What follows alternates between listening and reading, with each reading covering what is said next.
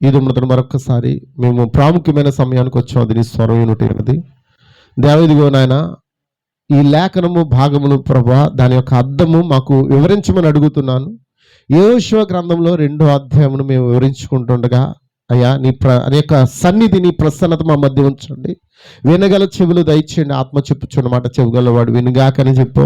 నిశ్చయంగా నీ ప్రత్యక్షతలు మమ్మల్ని నడిపించి వాడుకోమని, ఈ చిన్న ప్రార్థన సన్ని చేర్చుకోమని యేసుక్రీస్తు నామములో ఈ ప్రార్థన అడుగుచున్నాము తండ్రి. ఆమేన్, ఆమేన్. దయచేసి అందరు కూర్చుందామండి. అందరు కూర్చుందాం. మరి ఈ లేఖనం భాగంలో కొన్ని విషయాలు మీతో మాట్లాడాలని ఇష్టపడుతూ ఉన్నాను. దేవునికి స్తోత్రం. హల్లెలూయా. మరి మరొక లేఖనం కూడా చదవాలి, ఎందుకంటే చాలాసేపు నిలబడ్డారు కనుక మరి నేను మీతో ఆ లేఖనం చదివించలేదు. అయితే ఒక్కసారి మరి ఎఫీసులు రాసిన పత్రిక 2వ అధ్యాయము 1వ వచనం కూడా చదువుదామండి. ఎఫీసులు రాసిన పత్రిక 2వ అధ్యాయం 1వ వచనం కూడా చదువుదాం. మీ అపరాధముల చేతను పాపముల చేతను మీరు చచ్చిన వారై ఉండగా ఆయన మిమ్మల్ని క్రీస్తుతో కూడా బ్రతికించును. మీరు వాటిని చేర్చు వాయుమండల సంబంధమైన అధిపతిని, అనగా అవిధులైన వారిని ఇప్పుడు ప్రేరేపించు శక్తికి అధిపతిని అనుసరించి ఈ ప్రపంచ ధర్మము చొప్పున మునుపు నడుచుకుంటురి. హల్లెలూయా. వారితో కలిసి మనమందరము శరీరం యొక్క మనస్సు యొక్క కోరికలను నెరవేర్చుకొనుచు మన శరీరాశను అనుసరించి మునుపు ప్రవర్తించుచు కడమవారి మనమే స్వభావ సిద్ధముగా దైవోగ్రతకు పాత్రులమై ఉంటుమి. అయినను దేవుడు కరుణా సంపన్నుడై ఉన్నాడు. దేవుడు ఏమై ఉన్నాడండి? దేవుడు నామమునకు మహిమ కలుగును గాక. కొంచెం ఈ బాక్స్. హల్లెలూయా. దేవుడు ఏమై ఉన్నాడండి? కరుణా సంపన్నుడై ఉండి, మనము మన అపరాధముల చేత చచ్చిన వారమై ఉండినప్పుడు మన ఎడల చూపిన తన మహాప్రేమ చేత మనల్ని క్రీస్తుతో కూడా బ్రతికించును. కృప చేత మీరు రక్షింపబడి ఉన్నారు. క్రీస్తు యేసునందు ఆయన మనకు చేసిన ఉపకారము ద్వారా అత్యధికమైన తన కృపా మహిదేశము రాబో యుగములో కనబరుచు నిమిత్తము క్రీస్తు యేసునందు మనల్ని ఆయనతో కూడా లేపి పరలోకమందు ఆయనతో కూడా కూర్చుండబెట్టెను. దేవునికి స్తోత్రం. మనం చదువుకున్న ఆ యొక్క యెహోషువ గ్రంథము 2వ అధ్యాయము చదువరా? 2వ అధ్యాయం 2వ అధ్యాయంలో 1వ వచనాలకి మరియు ఈ ఎఫెసీ రాసిన పత్రిక 2వ అధ్యాయము ఆ యొక్క 1వ వచనాలకి ఏంటి సంబంధము, ఏంటి అక్కడ ఉన్నది? ఇక యెహోషువ గ్రంథము 2వ అధ్యాయంలో కనబడుతున్న ఒక స్త్రీ పేరు ఏంటండి? అందరూ చెప్పాలి. ఎవరండి? రాహాబు. ఎఫెసులో మరొక స్త్రీ ఉంది. ఆమె ఎవరు? కృపచేత రక్షించబడిన సంఘము. ఎంతమందికి అర్థమవుతుంది? యెహోషువ గ్రంథములో వేగులు వారు ఇచ్చిన సూచన ద్వారా రక్షించబడిన రాహాబు. హల్లెలూయా. ఇప్పుడు ఎఫెసు పత్రికలో 2వ అధ్యాయంలో కృపచేత క్రీస్తు రక్తము ద్వారా కడగబడిన సంఘము. ఎంతమందికి అర్థమవుతుంది? అర్థమవుతుందండి. నా ఆ యొక్క అంశం ఏంటంటే యెహోషువ గ్రంథము ఎఫెసు పత్రికకు సమాంతరంగా ఉంది. అర్థం చేసుకుంటున్నారా? యెహోషువ గ్రంథము ఎఫెసు పత్రిక ఎలా ఉందండి? సమాంతరంగా. అంటే ఏంటి? యెహోషువ గ్రంథంలో ఏం జరిగాయో ఎఫెసు గ్రంథంలో కూడా అవే కార్యాలు మనం చూస్తాం. ఎఫెసు పత్రిక ఎవరు రాశారు? ఎఫెసు పత్రిక గంధగత్త చెప్పాలండి, అపోస్తుడైన పౌలు. యెహోషువకు గ్రంథకర్త ఎవరంటే యెహోషువే. కానీ యెహోషువ అనగా దాని అర్థము పరిశుద్ధాత్మ, లేకపోతే యెహోషువ అనగా యెహోవాయే రక్షకుడు అని దాని అర్థం. ఎంతమందికి అర్థమవుతుంది? చాలామందికి జాషువా అన్న పేరుకి మీనింగ్ తెలియకపోవచ్చు. సరదాగా మనం పిలుచుకుంటాం జాషువా, యెహోషువ అనుకుంటాం. కానీ అసలైన యెహోషువ ఒక పేరు ఏంటంటే యెహోవాయే నా రక్షకుడు. దేవుని నామమునకు మహిమ కలుగును గాక. హల్లెలూయా. దేవునికి స్తోత్రం. సరే, ముందుకు వెళ్దాం. ఇప్పుడు ఈ 2 లేఖనాలు దగ్గర పెట్టుకోండి. నేను ఏ లేఖనం తీయమంటే ఆ లేఖనాన్ని మీరు ఏం చేయాలి? తీయాలి. అక్కడికి ఇక్కడికి కంపేర్ చేస్తూ ఈరోజు వాక్యం ముందుకు వెళ్తుందండి. కొంచెం ఉపోద్ఘాతంగా ఉండొచ్చు, అయినా సరే అర్థం చేసుకునే ఒక మనసును మీరు కలిగి ఉండాలని నేను కోరుతూ ఉన్నాను. ఎందుకంటే మనం ఏ కాలంలో ఉన్నాం? ఇదే కాలం. బైబిల్ చెప్తుంది ఇదే కాలం, అంత్యకాలం, చివరి కాలం. ఏదైనా చెప్పండి. లవోదీక కాలం, అంత్యకాలం, చివరి కాలం. ఇంకోటి ఏంటండి? లవోదీక ఉందా అక్కడ? 1906లో యాడ్ అయింది లవోదీకియా. హల్లెలూయా. ఈ ఇయర్స్ చూస్తుంటే ఎఫెసు, స్ముర్న, పెర్గమ, తుయితేరా, సార్దీస్, ఫిలదెల్ఫియా, లవోదీకియా, ఈ అన్ని 7 సంఘ కాలాల్లో మనం ఏ కాలంలో ఉన్నామంటే 1906లో ప్రారంభమైన లవోదీకియా అనే చిన్న కాలంలో ఉన్నాం. లేదా చివరి కాలంలో ఉన్నాం. హల్లెలూయా. ప్రతి కాలానికి ఒక సమయం నీటిది ఉంది.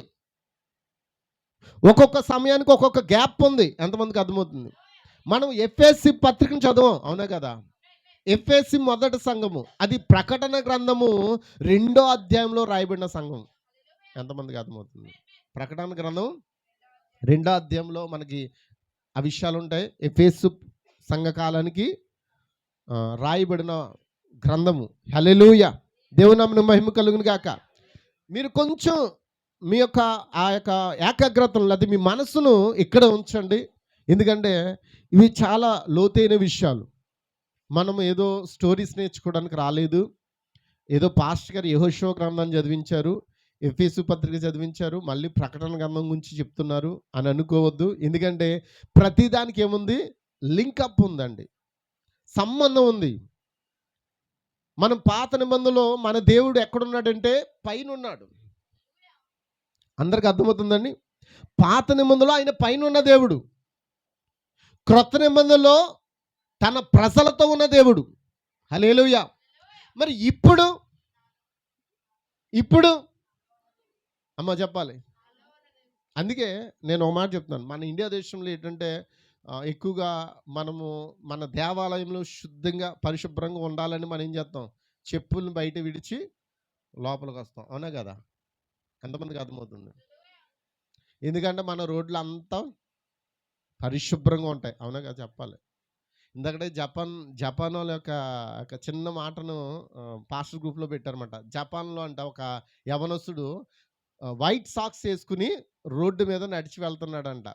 వెళ్తుంటే ఇంచుమించు 10 నిమిషాలు నడిచాడంట. 10 నిమిషాలు నడిచిన తర్వాత ఆ సాక్స్ మాసిపోతాయేమని తిరిగి చూశాడంట. ఇంతకీ అసలు అతనికి ఆ సాక్స్కి మాపు అనేది రాలేదంట. కారణం,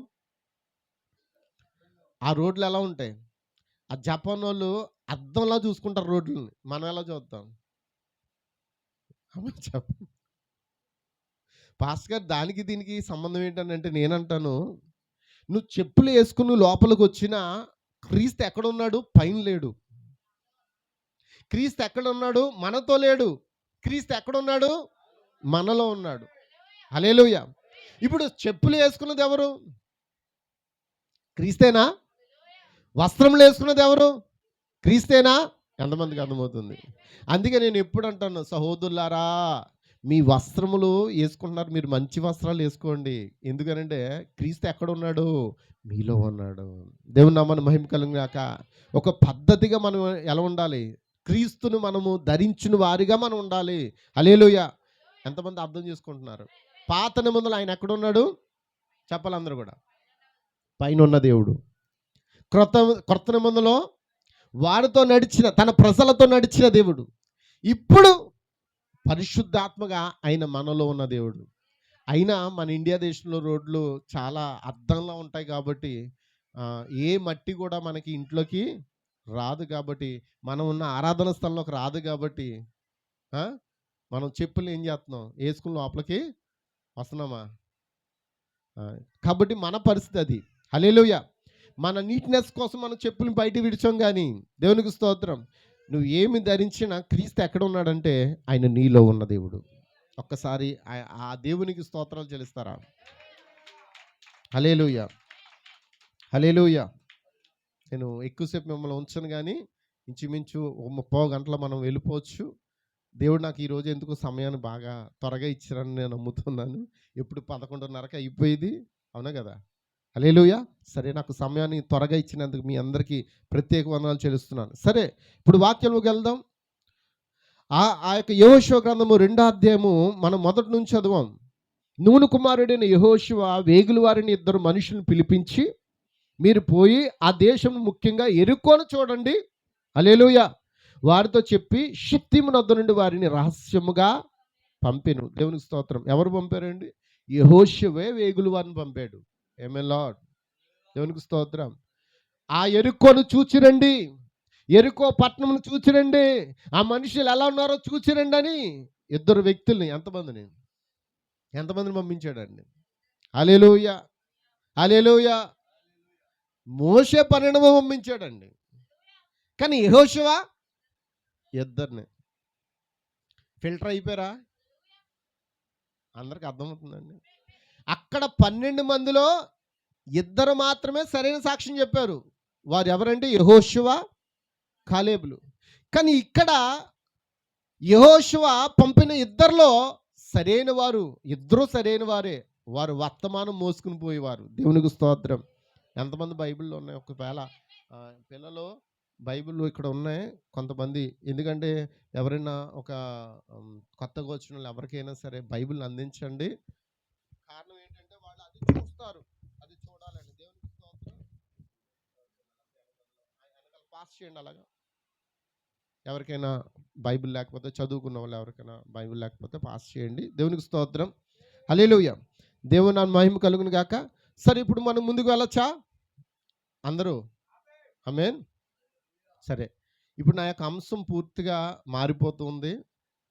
మనం ఎక్కడున్నామంటే చివరి కాలంలో ఉన్నాం. ఏ కాలంలో ఉన్నామండి? చివరి కాలంలో ఉన్నాం. ఇప్పుడు నా యొక్క అంశం ఏంటంటే ఎఫెసులో కనబడుచున్న రాహాబు.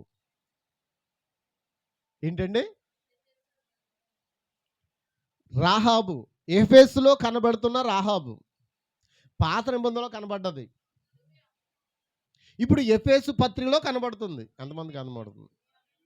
పాత నిబంధనలో కనబడిన రాహాబు ఒక వేశ్య. ఎవరండి? గుర్తుపెట్టుకోండి. నిన్న రాత్రి నేను వాక్యం చదువుతుంటే రాహాబు అంటలేదు, ఎలిజబెత్ అంటున్నారు వీళ్ళు. రాహాబు కాదు, ఎలిజబెత్ అంటున్నారు. ఎలిజబెత్ కాదమ్మా, రాహాబు అని అంటున్నాను. దేవునికి స్తోత్రం. హల్లెలూయా. కాబట్టి పాత నిబంధనలో కనబడుతున్న ఆ యొక్క సిస్టర్ రాహాబు, సల్మాను భార్య రాహాబు. హల్లెలూయా. ఆ భార్య, అతని భార్య మొదట ఏమై ఉన్నదంటే వేశ్య. దేవుని నామమునకు మహిమ కలుగును గాక. ఇప్పుడు చివర్లో కనబడుతుంది, ఎఫెసు గ్రంథంలో కనబడుతుంది. ఎవరనంటే ఎఫెసులో కనబడుతున్న రాహాబు. ఆమె కూడా ఎవరంటే వేశ్య సంఘము నుండి బంధింపబడి అక్కడ వారి యొక్క సంస్థాగతమైన కార్యాల్లో మునిగిపోయి అటు తర్వాత అక్క నుండి బయటకు వచ్చిన రాహాబు. ఎవరు అనంటే అది నేనే. ఎంతమందికి అర్థమవుతుంది? హల్లెలూయా. దేవునికి స్తోత్రం. హల్లెలూయా. సరే, ముందుకు వెళ్దాం. దేవుడు ఉద్దేశం ఏంటంటే యేసుక్రీస్తుతో మనం ఆయనతో కూడా మనం లేపి పరలోకమందు ఆయన కూర్చుండి పెట్టాలనుకుంటున్నాడు. అక్కడ కూర్చుండి పెట్టాలంటే ముందు నువ్వు ఎక్కడ కూర్చోవాలి? ఎక్కడ కూర్చోబెట్టాలి? నువ్వు అక్కడ కూర్చోబెట్టబడాలంటే ముందు ఇక్కడ కూర్చోబెట్టబడాలి. ఇక్కడ ఆయన స్వరానికి నువ్వు లోబడాలి. దేవునికి స్తోత్రం. యెహోషువ పత్రిక, ఎఫెసు పత్రిక ఎలా ఉందంట? సమాంతరంగా ఉన్నది. ఇప్పుడు సంఘము మరలా ఎఫెసుకు తిరిగి వచ్చే కాలంలో ఉన్నాం. నిజమేనా? ఎక్కడి నుంచి వెళ్ళాలి మళ్ళీ? ఎఫెసు సంఘం మొదటిది గుర్తుపెట్టుకోండి. ఒక్కసారి మీరు ఆ లేఖనం చదువుతారా పోని? ఒక్కసారి ప్రకటన గ్రంథము మీకు అర్థం అవడానికి. ప్రకటన గ్రంథము మీరు ఒకవేళ మొబైల్లో ఉన్నా కూడా మీరు బైబిల్ తెరిచి చూడండి. ప్రకటన గ్రంథము 1వ అధ్యాయము. 1వ అధ్యాయము అక్కడ మరి సంఘంలోకి చెప్పాడు కదండి. చదవండి అమ్మ. ఎన్నో వచనం అది? 10వ వచనం. ప్రభు దినమందు ఆత్మవశుడై ఉండగా బోరధ్వని వంటి గొప్ప స్వరము నీవు చూచుచున్నది పుస్తకములో రాసి ఎఫెసు, స్ముర్న, పెర్గము, తుయితైర, సార్దీస్, ఫిలదెల్ఫియా, లవోదిక అను 7 సంఘములకు పంపుమని చెప్పుట నా వెనుక వింటిని. ఇది వినగా నాతో మాట్లాడుచున్న స్వరమేంటని నేను చూడ తిరిగి తిరుగుగా 7 సువర్ణ దీపస్తంభములు, ఆ దీపస్తంభముల మధ్యను మనుష్య కుమారుని పొలను ఒకని చూచి కనబడుతున్నాడు ఆయన. ఏమంటే కనబడుతున్నాడా? 7 దీపస్తంభములు అంటే కనబడుతున్నాయి. ఇక్కడ ఇమేజ్ చూడండి. జస్ట్ మీరు ఒక్కసారి ఈ ఇమేజ్ని చూడండి. ఈ గోడ వైపు చూడండి. అక్కడ ఏమున్నది? అక్కడ లేఖనములు ఏదైతే రాయబడి ఉందో ఆ 7 దీపస్తంభముల మధ్య సంచరించుచున్నవాడు చెప్పు సంగతులు. హల్లెలూయా. ఎవరికి రాశాడు? ఎఫెసుకు, స్ముర్నకు, పెర్గముకు, తుయితేరుకు, సార్దిస్కి, ఫిలదెల్ఫియాకు, లవోదికు అనగా ఈ కాలంలో ఉన్న ప్రజలకు కూడా ఆయన ఏం చేస్తున్నాడు?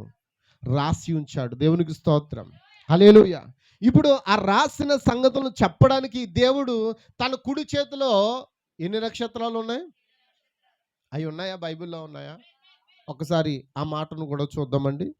మీరు 18వ వచనం, నేను మొదటి వాడును కడపటి వాడును జీవించేవాడును మృతుడైతిని గాని ఇదిగో యుగయములు సజీవునై ఉన్నాను, మరణం యొక్కయు పాతాళముల యొక్కయు తాళపు చెవుల స్వాధీలో ఉన్నవి కాగా నువ్వు చూచిన వాటిని ఉన్న వాటిని వీటి వెంట కలగవు వాటిని అనగా నా కుడి చేతిలో. ఎవరి కుడి చేతిలో? ఎవరు చెప్తున్నారన్నమాట? ప్రభువైన యేసుక్రీస్తే యోహానుకు చెప్తున్నాడు, నా కుడి చేతిలో నువ్వు చూచిన 7 నక్షత్రములు గూర్చిన మర్మమును, ఆ 7 సువర్ణ దీపస్తంభముల సంగతియు రాయము. 7 నక్షత్రములు 7 సంఘములకు దూతలు, ఆ 7 దీపస్తంభములు 7 సంఘములు. ఉన్నదా? ఏమే లార్డ్? ఎంతమందికి అర్థమవుతుంది? అందుకే ఎఫెసు సంఘానికి ఒక నక్షత్రం ఎవరంటే, ఒక స్టార్. అతడు ఎవరంటే అపోస్తలుడైన పౌలు. స్ముర్న సంఘానికి అరేనేస్, పెర్గమ సంఘానికి మార్టిన్, తుయితెర సంఘానికి కొలంబా, సార్దీస్ సంఘానికి మార్టిన్ లూథర్, ఫిలదెల్ఫియా సంఘానికి జాన్ వెస్లీ. ఆమేన్. ఇప్పుడు లవోదికి ఈ చివరి కాల విలియం మ్యారన్ బ్రెన్హమ్ అండి. అతడు ఒక 20వ శతాబ్దపు ప్రవక్త ఉన్నాడు. దేవుని నామానికి మహిమ కలుగుగా. వాళ్ళు దేవుని చేతిలో 7 నక్షత్రాలు తప్ప వారు దేవుళ్ళు కాదు. ఎంతమందికి అర్థమవుతుంది? వారు దేవుని కుడి చేతిలో ఉన్న 7 నక్షత్రాలు తప్ప వారు దేవుళ్ళు. దేవుడు ఒక్కడే. పైన ఉన్నప్పుడు తండ్రి, ఆయన ప్రజలతో నడిచినప్పుడు కుమారుడు, ఇప్పుడు ఆయన ప్రజలతో ఉన్నప్పుడు పరిశుద్ధాత్ముడుగా ఉన్నాడు. ఆయన ఒక్కడే దేవుడు. అందుకే ఆయన బైబిల్లో యెషయా గ్రంథంలో అంటాడు, నేను తప్ప వేరొక దేవుడు మీకు లేడు, నాకు ముందు కానీ నా తర్వాత కానీ ఏ దేవుడు మీకు ఉండడు, నేను ఒక్కడనే అని చెప్పాడు. దేవుని మన మహిమ కలుగును గాక. హల్లెలూయా, హల్లెలూయా. ఒక్కసారి దేవుని మనం మహిమపడదామా? ఇప్పుడు నా యొక్క అంశం ఏంటంటే, ఎఫెసుకు తిరిగి వచ్చిన కాలంలో మనం ఉన్నాం. ఎక్కడి నుంచి వచ్చాం తెలుసుకోవాలి కదండి. ఏమండి, అందరూ ఇక్కడ అర్థం చేసుకుంటున్నారా? ఎక్కడి నుంచి వచ్చాం అని అంటే, రాహాబు ఎక్కడి నుండి కానానికి వెళ్ళింది అని అంటే, యెరికో పట్టణం నుండి కానానికి వెళ్ళింది. యెరికో పట్టణము దేవుని మీద తిరుగుబాటు చేసింది. హల్లెలూయా. యెరికో పట్టణంలో ఉన్న ప్రతి ఒక్క ప్రజల్ని దేవుడు చంపేయమని చెప్పాడు. ఎందుకంటే వారి యొక్క పాపం అంతగా ఆయన దృష్టికి ఎక్కువైపోయింది. ఆమేన్ లార్డ్. హల్లెలూయా. అయితే ఆ పట్టణము ప్రాకారము పైన కట్టబడిన రాహాబు ఇంటిని మాత్రమే దేవుడు ఎందుకు కాపాడాడు అనేది ఈరోజు మనం తెలుసుకోవాలి. అందుకే యెరికోలో కనబడుతున్న రాహాబు ఇప్పుడు ఎఫెసులో కనబడుతున్న వధువై ఉన్నది. ఆమేన్. అందరికి అర్థమవుతుందా? మీ హృదయం ఎక్కడ ఉందా? దేవుని నామమున మహిమ కలుగును గాక. హల్లెలూయా. కాబట్టి మనలో ఇంకా లవోదిక కార్యములు కనబడుచున్నాయి. అంటే మనం ఇంకా ఎక్కడికి వెళ్ళలేదు. ఇంకా మనం ఎఫెసుకి వెళ్ళలేదు. నువ్వు ఎఫెసుకి వెళ్ళావంటే నువ్వు అన్నీ ఏం చేస్తావు? లీవ్ ఇట్, అన్నీ విడిచిపెడతావు. నువ్వెవరో నీకు అర్థమైపోద్ది. నీకు 7 ముద్రల యొక్క ప్రత్యక్షత ఏంటో నీకు బాగా అర్థమవుతుంది. 7వ ముద్ర తెరవబడిన వ్యక్తి ఇంకెన్నడూ కూడా మాట్లాడు. ఎందుకంటే యోహానుకు ఆ ముద్రలు తెరిచినప్పుడు యోహాను చచ్చిన వాడు వలె ఆయన పాదంలో ఎదురు పడిపోయాడండి. ఈరోజు ఇంకా వాగుతున్నారు, ఇంకా గట్టిగా మాట్లాడుతున్నారు, ఇంకా మాకు అది తెలుసు ఇది తెలుసు అనుకుంటున్నారంటే నా ఉద్దేశం అయితే వారికి 7 ముద్రలు తెరవబడలేదు. తెరవబడిన వాడు ఏం చేస్తాడంటే మౌనం అయిపోయి చచ్చిపోతాడు అన్నమాట ఆయన పాదముల ఎదుట. దేవుని నమ్మనికి మహిమలు కలుగాక. హల్లెలూయా. మనం జ్ఞానంతో బోధించడం కాదు. పౌలు అంటాడు, నేను మనసుతోనూ బోధించగలను, శరీరంతో బోధించగలను, ఆత్మతో బోధించగలను. మరి అదే పౌలు అంటున్నాడు, నేను ఆత్మతో పాడగలను, శరీరంతో పాడగలను, మనసుతో కూడా పాడగలను. నేను ఎలాగైనా చేయను. ప్రార్థన కూడా శరీరంతో చేయగలము, మనసుతో చేయగలము, ఆత్మతో కూడా చేయగలము. దేవుని నామానికి మహిమ కలుగును గాక. కాబట్టి నువ్వు ఎలా చేస్తున్నావు అనేది నువ్వు ఒక్కసారి పరిశీలన చేసుకుంటే చూడండి, ఆత్మతో ప్రార్థించేవాడికి మాటలు రావు. ఏమండి, బాగా బాధ ఎక్కువైపోయింది అనుకుందామండి. ఒక ఒక ఉదాహరణ చెప్తున్నాను. ఒక వ్యక్తి యాక్సిడెంట్ జరిగినప్పుడు చెయ్యో కాలు తెగి పడిపోయింది అనుకుందాం. అతడు మరొక వ్యక్తికి వచ్చి ఏమైనా చెప్పగలడా? ఒకవేళ ఆ వ్యక్తి దగ్గర మరొక వ్యక్తి వెళ్ళి అయ్యా ఏం జరిగిందని అడిగితే అక్కడ జరిగిన సంఘటన కనబడతా తప్ప అతడు అయ్యో నా చెయ్యి ఇరిగిపోయింది, నా కాలు ఇరిగిపోయిందని చెప్పగలడా? అసలు మాట వస్తుందా? మాట వస్తుందా? అందుకే ఆత్మలో దుఃఖించువాడు, అందుకే ఆ యొక్క అపోస్తలుడైన పౌలు అంటున్నాడు, నేను సఖ్యమైన మూలుగులతో నేను దేవుని సన్నిధిలో ప్రార్థిస్తున్నాను అంటున్నాడు. మూలుగుడుతున్నాను. మూలుగు అంటే ఏంటి? మాట రాదు. దేవుని నామానికి మహిమ కలుగును గాక. దేవుని నామానికి మహిమ కలుగును గాక. దేవునికే మహిమ కలుగును గాక. కాబట్టి ఇంకా లవోదిక కార్యములు మనలో కనబడుచున్నామంటే మనం ఇంకా ఎఫెసులోనికి రాలేదు. ఎఫెసు సంఘం గురించి ఏం చెప్తున్నాడో తెలుసా? ఎఫెసు సంఘములో ఉన్న వధువు గురించి ఏం చెప్తున్నాడో తెలుసా? ఆమె జగతికి పునాది వేపడక మునుపే ఆమె దేవుని ప్రేమ చేత ఆయన కని ఉన్నాడంట. ఉందా? ఒకసారి ఎఫెసు పత్రిక 1వ అధ్యాయం 4వ వచనం త్వరగా. అయినను దేవుడు కరుణా సంపన్నుడై ఉండి మనము ఎఫెసు పత్రిక చదవండి. ఇది ఎఫెసు పత్రిక 1వ అధ్యాయం 4వ వచనం. ఎట్లనగా తన ప్రియనియందు తాను ఉచితముగా మనకు అనుగ్రహించిన ఏంటంట? ఒకసారి ఆ ఫ్యాన్ ప్లగ్ పెట్టి కొంచెం స్విచ్ ఆన్ చేస్తారా? ఇక్కడ ప్రభుకి నాకు మామూలుగా లేదు. దేవుని చిత్తం అయితే ఆ ఫ్యాన్ కొంచెం ఇక్కడికి మార్చండి. మీరే మార్చాలి, గుర్తుంచుకోండి. మీకు నాకు చాలా విలువైంది. ఆ ప్లగ్ లేదమ్మా, అందులో ప్లగ్ పెట్టలేదు. అమ్మా ఈ ప్లగ్ పెట్టలేదు తల్లి. దేవునికి స్తోత్రం. ఆ వెనకతలు ఉన్న వాళ్ళు కూడా ఫ్యాన్ వేయండి. అందట్లేదా? దేవునికి స్తోత్రం. సరే ముందుకు వెళ్దామా? హల్లెలూయా.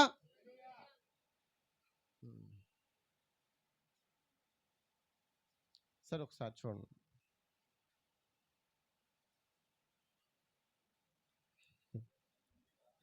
దేవుని నామానికి మహిమ కలుగును. సరే ముందుకు వెళ్తూ ఉన్నాను. ఇప్పుడు మనం ఏం చదువుకుందాం అనుకున్నాం?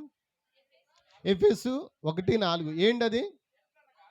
ఎట్లనగా తన ప్రియనందు తాను ఉచితముగా మనకు అనుగ్రహించిన తన కృపామహిమకు కీర్తి కలిగినట్లు తన చిత్త ప్రకారమైన దయా సంకల్పము చొప్పున యేసుక్రీస్తు వలన ఎవరికి తనకు కుమారులుగా స్వీకరించుటకై మనలను ముందుగా తన కోసము నిర్ణయించుకొని మనము తన ఎదుట పరిశుద్ధమును నిర్దోషమును ఉండవలని జగత్తు అందరూ ఒకసారి అక్కడ రాయబడిన మాట ఏంటింది?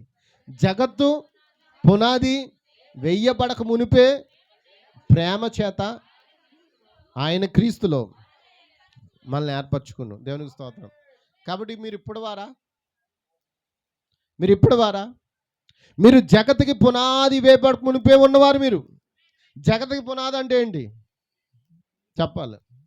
జగతికి పునాది అంటే ఏంటి? ఈ భూమిలో రవ్వంత ఇసుక లేనప్పుడు, రవ్వంత వాటర్ లేనప్పుడు, గాలి లేనప్పుడు, ఏమీ లేనప్పుడే నిన్ను దేవుడు ఏం చేశాడంటే ఆయన ప్రేమ చేత నిన్ను కొని ఉన్నాడు. హల్లెలూయా. హల్లెలూయా. దేవుని నామమునకు మహిమ కలుగును గాక. అయితే రాహాబును కూడా ఎప్పుడు కొన్నాడు అని అంటే జగత పునాది వేయబడకుంటే. మరి నిన్ను ఎప్పుడు కొన్నాడంటే జగత్కి పునాది వేయబడక మునిపే. దేవుని నామమునకు మహిమ కలుగును గాక. హల్లెలూయా. ఆమె జీవితం చూసినప్పుడు ఆమె వేశ్యగా ఉంది. కానీ ఆమె వర్తమానం అందినప్పుడు ఆమె దేవుని వాక్యానికి లోబడి జీవించింది. హల్లెలూయా. హల్లెలూయా. ఆమె జీవితం చూస్తే ఎలా ఉంది? వేశ్యగా ఉంది. కానీ ఆమె వర్తమానం అందినప్పుడు, వర్తమానం అంటే ఏంటి? రాబోయే సంగతుల్లో, జరగబోయే సంగతులు ఎప్పుడైతే ఆమె తెలుసుకుందో ఆమె దేవుని వాక్యానికి లోబడి జీవించింది. దేవునికి స్తోత్రం. హల్లెలూయా. కాబట్టి లవోదీకులో ఉన్న సంఘము ఆ విధంగానే ఉంది. నిజమేనా? లవోదీకులో ఉన్న మనము ఆ విధంగానే వర్తమానం అందుకుని ఇప్పుడు ఎక్కడికి వెళ్ళాం? ఎఫెసుకి వచ్చాం. నిజమేనా? హల్లెలూయా. ఎఫెసులో మనకి ఏంటో, మన స్వాతంత్రం ఏంటో, దేవుడు మనకి ఏమి ఇచ్చాడో అనేది మనకు అర్థమవుతుందా?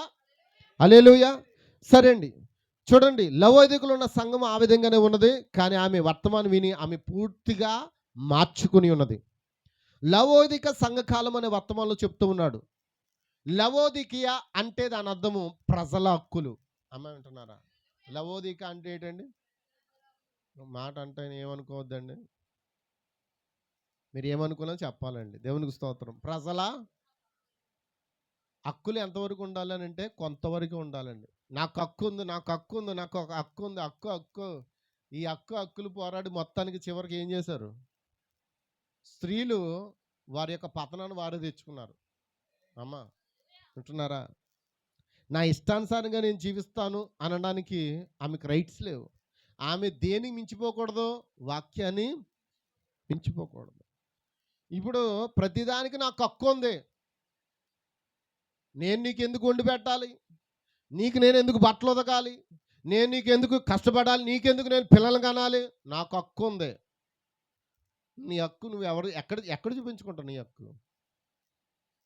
అమ్మా, సామెతల గ్రంథం 31వ అధ్యాయం మనం చదువుతున్నప్పుడు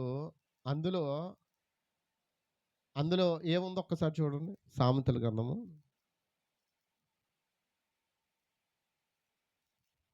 31వ అధ్యాయము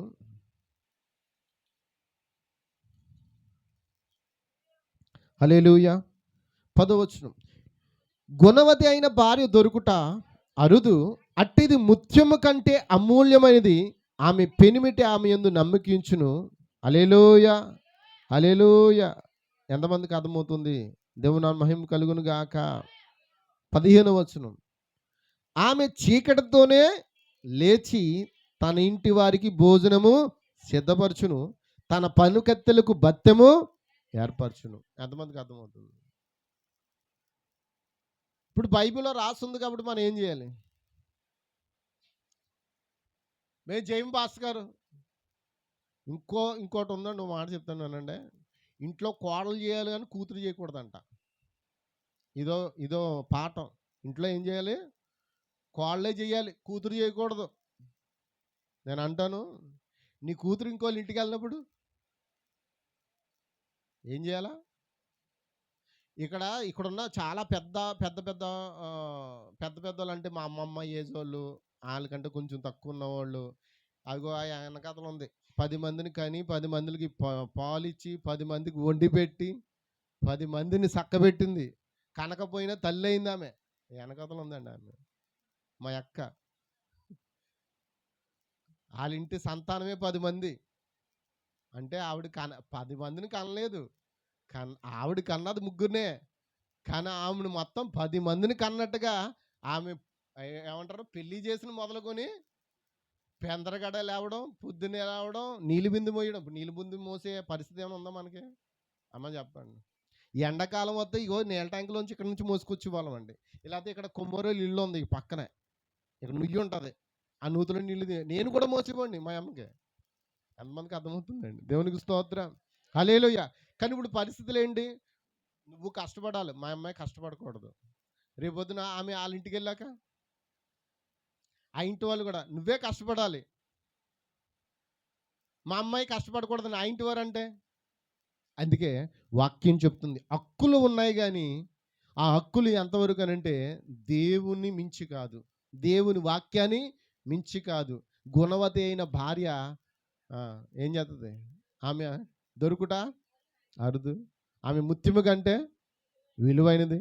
ఆమె పెందలకాడ లేచి ఏం చేస్తుంది? ఇంటి వెళ్ళిపోవాలని లేదు, ఆమె పెందలకాడ లేవదు, ఆమె భర్త లేచి కాఫీ తెచ్చివ్వాలి. ఇప్పుడు అదే కదా ట్రెండ్ ఫాలో అవ్వాలి, అవునా కదా? చెప్పండి, ఏమో మాట్లాడలేదు. నువ్వు పెందడకాల లేచి నువ్వు నీ బిడ్డల్ని, నీ భర్తను నువ్వు చక్క పెడుతున్నావు అంటే నీ ఇంటిని నువ్వు చక్క పెట్టుకుంటున్నావు అని దాని అర్థం. దేవుని మన మహిమ కలుగును గాక. హల్లెలూయా. ఎవరా ఆమెను చెప్పట్లేదు? బాధగా ఉంది ఏంటి? మీకు హక్కులు వచ్చేసేలేండి. ఒకప్పుడు ఆడవాళ్ళకి ఓట్లు లేవంట, తెలుసా అండి? ఎవరు ఇవ్వాలి ఓట్లు? మగాళ్ళు వెళ్ళి ఓట్లు వేసి వచ్చేవారంట. ఇప్పుడేంటి? 18 సంవత్సరాలు నిండిన ప్రతి ఆడపిల్లకి ఓటు లేకపోతే కూడా ఇంటికి వచ్చి మరీ ఓటు ఇస్తారు. అన్నిటికి ఓటు ఇవ్వగలరా? ఓటు హక్కులు అన్నిటికి పనిచేస్తుందా? కాదు. ప్రజానాయకులు ఎన్నుకోవడానికి ఓటు హక్కు. దేవుని నామమున మహిమ కలుగును గాక. అయితే గమనించండి, ప్రాచీనులు అంటే ఎవరండి? పూర్వీకులు లవోదికును మెట్రోపాలిస్గా పిలిచిరి. అది ఏక ప్రపంచ ప్రభుత్వం కొరకు ఎదురు చూచుండును. లవోదిక ఏం చేస్తుందండి? ఏక ప్రపంచము కొరకు. ప్రపంచమంతా ఏకమైపోద్దంటే నువ్వు ఎంత సంతోషంగా ఉంటావు? నిజమేనా? మనము పాకిస్తాన్ ఏకమైపోతామంటే నీకు చాలా సంతోషంగా ఉండదా? చెప్పండి, సంతోషం ఉండదా? లవోదిక అనగా హక్కులు కోరుకుంటుంది. ఈ లవోదిక అంటే ఏంటంటే ప్రపంచమంతా ఏక ప్రభుత్వం ఉండాలని ఎదురు చూస్తున్న కాలంలో మనం ఉన్నాం. అయితే దాన్ని ఇప్పుడు మనం స్థాపించుకుంటున్నాం. ఆ పట్టణం గురించి మనం ఆలోచించిన అది గొప్ప సంగతి మనకు కలదు. నేటి ప్రపంచ సంఘ సమక్షకు అది ముంగుర్తుగా ఉన్నది.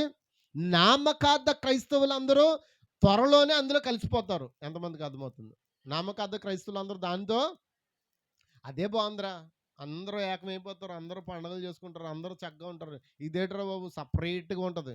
నువ్వు సపరేట్గా ఎందుకు పెట్టాడంటే దేవుడు, నువ్వు ప్రత్యేకపరచబడిన సంఘము కాబట్టి, నిన్ను ఆయన రక్తము చేత నిన్ను కొన్నాడు కాబట్టి నువ్వు అందరితో మిళితమైపోతానంటే కుదరదు. హల్లెలూయా, హల్లెలూయా, హల్లెలూయా. ఇష్మాయిల్ని ఇస్సాకును కలిపి ఉండలేదు దేవుడు. ఏమన్నాడు? దాసిని దాని పిల్లని వెళ్ళగొట్టని శారా చెప్పింది, దేవుడు చెప్పలే. అవునా? అప్పుడు అబ్రాహాము ఏం చేశాడు? పంపించాడా? పంపించలేదు. దేవునికి ఏం చేస్తున్నాడు? ప్రభువా, నా భార్య ఏమో కట్టుకోమంది, కట్టుకున్నాను. కట్టుకున్న దానికేమో ఈడు పుట్టాడు. ఇప్పుడు ఈడి వల్ల ఉన్నవాడినేమో బాధ పెడుతున్నాడు. ఎవరిని? ఇస్సాకును బాధ పెడుతున్నాడు. ఇప్పుడేమో శారా దాసిని దాని పిల్లని వెళ్ళగొట్టమని అంటుంది. ఏం చేయను ప్రభువా అని ప్రార్థిస్తున్నాడు. ఇప్పుడు దేవుడు ఏం చెప్పాలి? ఏమయ్యా, నీ కడుపును పుట్టాడు కాబట్టి ఉంచుకో, నీ పక్కన ఉంచుకో అన్నాడా? అనలేదండి. ఏమన్నాడు తెలుసా? నీవు నన్ను ప్రార్థించకుండానే ఆమెను పెళ్లి చేసుకున్నావు కదా, ఆమె మాట విన్నావు. ఎవరి మాట? శారా మాట విన్నావు. ఇప్పుడు ఆమెను వెళ్ళగొట్టమని శారే కదా చెప్తుంది. నువ్వు శారా మాట విని ఆమెని వెళ్ళగొట్టు. బాగుందా? అయితే దేవుడు ఏమన్నాడు తెలుసా? అబ్రాహాము, నువ్వు భయపడద్దు, నేను వారిని కూడా దీవిస్తున్నాను అని చెప్పాడు. అందుకే ఆ మాట ప్రకారం, ఆ మాట పట్టుకుని ఇప్పుడు వాళ్ళందరూ ఏమైపోయారు? మామూలు ధనవంతులు కాదండి. ఆయిల్ బావులన్నీ ఆలియే. వాళ్ళ దగ్గర మనం పోయి బతుకుతున్నాం, అవునా కదా? ఇక్కడ వాళ్ళందరూ అక్కడ పోయి ఏం చేస్తున్నారు? ఆయిల్ బావులు ఉన్న వాళ్ళ దగ్గరికి వెళ్ళి బతుకుతున్నాం, అవునా? వాళ్ళు సంపన్న దేశం అయిపోయారు వాళ్ళు, దేవుడిచ్చిన మాటకి. హల్లెలూయా.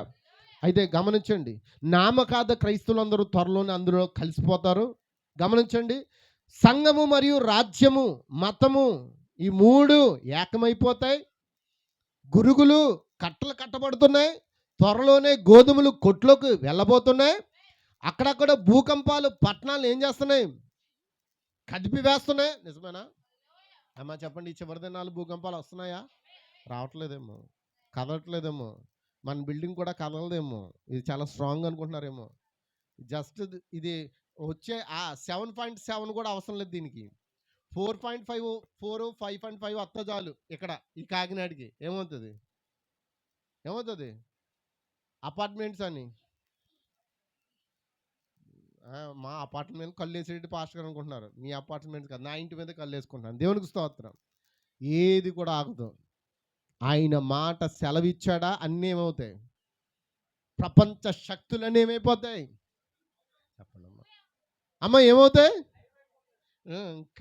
కదిలిపోతాయి. దేవుని నామానికి మహిమ కలుగును గాక. ఆ దినం ఎంతో దూరం లేదు. ఆ భూకంపాలే చివరకు దాన్ని నాశనం చేస్తున్నాయి. ఆమేన్. ఈ లవోదిక సంఘకాలం అన్న వర్తమానంలో చెప్పాడు. ఎంతమంది సంఘకాలాలు బుక్ ఉంది మీ దగ్గర? సంఘకాలములు 7 సంఘకాలం బుక్ ఉందా? ఎవరి దగ్గర లేదా? అమ్మ ఉందా లేదా చెప్పండి. ఉన్నవాళ్ళు చేతులు ఎత్తండి. ఉంటే నేను చెప్పిన మాట లవోదిక సంఘకాలంలో 6వ పారాగ్రాఫ్లో ఉంది. చదవండి ఇంటికి పోయి. హల్లెలూయా. 7వ పారాగ్రాఫ్ చదువుతున్నాను. ఆ పట్టణము ధనవంతమై ఉండును. హల్లెలూయా. ఎందుకంటే గమనించండి, సర్వ ప్రపంచము దేవుడు కుదుపుడు ద్వారా ఈ కాలం ముగిసిపోద్ది. ఎందుకనగా అది పాత వేశ్యతో ప్రేమలో పడి ఉన్నది. ఏంటంట? పాత వేశ్యతో ప్రేమలో పడి ఉందంట. ప్రపంచ పద్ధతులు నేల కూలిపోతున్నాయి. ఓ భూమియే లయమైపోవును. ఆ తర్వాత క్రీస్తు యొక్క 1000 ఏండ్ల పాలనకు ఇదంతా బాగు చేయబడుతుంది, నూతన పరచబడుతుంది. ఆమేన్ లార్డ్. ఆ పట్టణము ధనవంతమై ఉండును, సంపదతో తులతూగుచుండును, నాగరికతలో అది నిండిపోయి ఉన్నది, సైన్స్ వృద్ధి పొందుచున్నది. ఇవన్నీ ఈ దినంలో జరుగుతున్నాయా? ఎంతమంది ఆమేన్ అంటారు? సంఘములు ఐశ్వర్యంతో నిండిపోయి ఉన్నాయి. ఆరాధన అందముగాను. ఆరాధన ఎలా ఉందండి? ఫ్యాషన్. ఈ మధ్యన మామూలుగా లేదు. నేను ఊగుతాను అని అంటున్నారు. ఊగండి, తప్పేం లేదు. ఆ ఊగడంలో దావీదు వల్ల ఊగితే బాగుండు. మొత్తం ఏకంగా ఏంటది, డిస్కో డ్యాన్స్ వచ్చేసింది ఇప్పుడు సంఘాల్లోకి. దేవుని నామమున మహిమ కలుగును గాక. ఆరాధన అందంగాను లాంఛనప్రాయంగాను ఉన్నది, కానీ అది చల్లబడిపోయి ఉన్నది. అది చచ్చినది. ఆత్మ అనుగ్రహించిన వాక్యం యొక్క స్థానంలోనికి సంస్కృతి మరియు విద్య వచ్చి ఉన్నవి. విశ్వాసమును త్రొక్కువేయటకు సైన్స్ వచ్చింది. నిజమేనా? విశ్వాసం త్రొక్కువేయడానికి ఏమొచ్చిందండి? అవునా కదా చెప్పండి. ఇక్కడ దెయ్యం పోయింది అని ఒక వ్యక్తికి ప్రార్థన చేస్తే దెయ్యం పోయింది అనుకుందాం. ఇక్కడ నమ్మే వాళ్ళు ఎంతమంది ఉంటారు? నిజం చెప్పండి. ఖచ్చితంగా ఎంతమంది ఉంటారు? మీరు అందరూ ఉంటారు నాకు తెలుసు. కొంతమందే ఇది నిజమని నమ్ముతారు, కొంతమంది ఫేక్. ఇది ముందుగా పాస్టర్ గారు దీన్ని ఏం చేశారంటే, అలాగ నాకు మేకప్లు చేయడం ఇష్టం లేదు. ఎందుకంటే మేకప్లు చేస్తే నన్ను ఒక రోజున లెక్క అడుగుతాడనే భయం నాకు ఉంది. హల్లెలూయా. అందుకే మన మందిరంలో ఎందుకు కార్యములు జరగట్లేదు తెలుసా? విశ్వాసం కంటే అవిశ్వాసం చూపు వాళ్ళు ఎక్కువైపోయారు కాబట్టి. నువ్వు అద్భుత కార్యాలు చూడాలి అనుకుంటే నువ్వు ఎలా ఉండాలి? మాట్లాడలేదు. మన మధ్య ఎందుకు అద్భుతాలు జరుగుతాయి? ఎందుకనంటే ఆ అద్భుతములు జరిగే ఆ యొక్క గొప్ప విశ్వాసము మనలో ఇంకా రాలేదండి. వచ్చినప్పుడు నువ్వు అద్భుత కార్యములు చక్కగా చూస్తావు. దేవునికి స్తోత్రం. హల్లెలూయా. ఆరాధన అందముగా జరుగుతున్నాయి, లాంఛనప్రాయంగా జరుగుతున్నాయి, కానీ అది చల్లబడింది, చచ్చింది. ఆత్మ అనుగ్రహించిన వాక్యం యొక్క స్థానంలో సంస్కృతి మరియు విద్య వచ్చేసాయి. విశ్వాసాన్ని త్రొక్కువేయడానికి సైన్స్ వచ్చింది.